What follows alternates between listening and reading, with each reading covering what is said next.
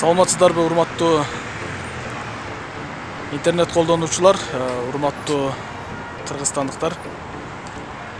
Менин жеке өзүмдүн пикирим бул Ак үйдүн айланасындагы мына тосмолорду алып койгон боюнча айтайын дегеним ушул жеке пикирим. Мисалы, бизге мындай эч кандай бир алып койсо деле же болбосо тосмолорду коюп койсо деле айырмасы жок.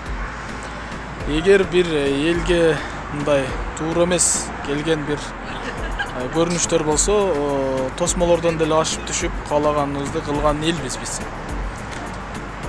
Айтайын дегеним ушул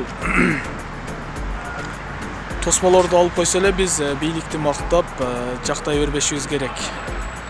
Негизинен жүрөктөгү тосмолор бул алыныш керек. Эл менен бийлик байланышып туруш керек. Эч качан бир мындай эки жээкте болбош керек.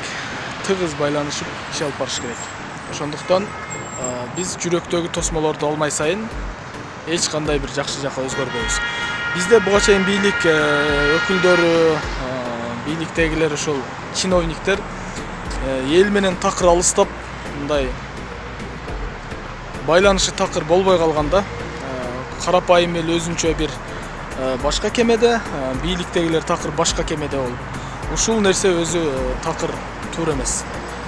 Бул тосмолорду алабы, албайбы, бул анча деле мааниге ээ эмес. Ошондуктан бийликтегилерге эң негизгиси биринчиден нысап бериш керек. Экинчиден